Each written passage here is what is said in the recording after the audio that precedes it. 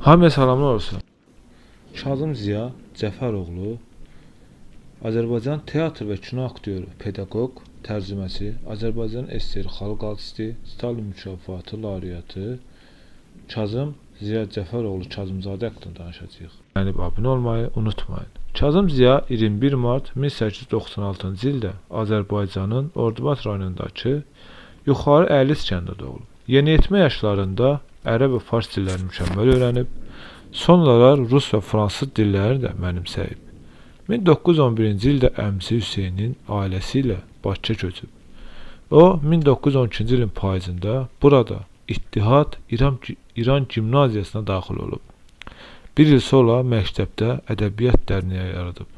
1914-cü ildə Hüseyn Ərəblinski başda olmaqla fədailəri İttihad məktəbində şagirdlərin xeyrinə Əbdürrəhim bəy Haqverdiyevin Bəxtsiz Cavan faciəsinin tamaşasını göstəriblər. Bununla da Kazım Ziyanın taleyinin sənət seçimi qətiləşib. Həmin vaxtdan müxtəlif teatr dəstələrində çıxış edib. Kazım Ziya Milli Dram Teatr tamaşalarında fəal iştirak etsə də, truppanın ştatına 1922-ci ildə götürülüb. Arada bir Naxçıvana gedib. Orada Dövlət Teatrının formalaşmasında ciddi çalışan Kazım Ziya 1925-ci ildə yenidən Bakıya qayıdaraq Bakı Türk İşçi və Kəndli Teatrının truppasına daxil olub. Bakı Türk İşçi Teatrı 1933-cü ildə Gəncəyə köçəndə Kazım Ziya da doğma kollektivindən ayrılmayıb. 1936-cı ildən 38-ci ilədək Tiflisdə və İrəvandakı dövlət teatrlarında aktyorluq edib. 1938-ci ildə Bakı gələrək Milli Dram Teatrının formalaşıb, şöhrətlənmiş, truppasına daxil olub. Kazım Ziyanın Milli Dram Teatrını yaratdığı əsas rollar bunlardır. Arif Dərviş, İblis, Vaqif, Söhbət,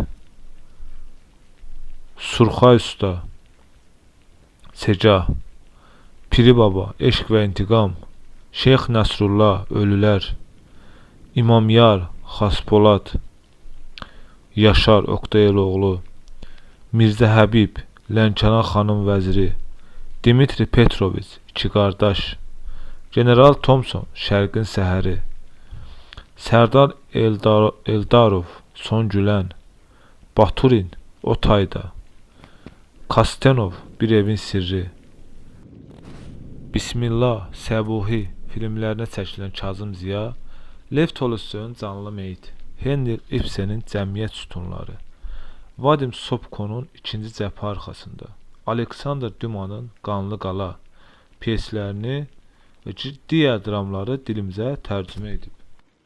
Kazım Ziya 17 iyun 1943-cü ildə əməkdar artist olmadan birbaşa Azərbaycan SSR Xalq Artisti fəxri adına layiq görülüb. O 1948-ci ildə Şərqin səhəri tamaşasının bir qrup yaradıcı heyəti ilə birgə General Thompson roluna görə Stalin mükafatının laureatı olub.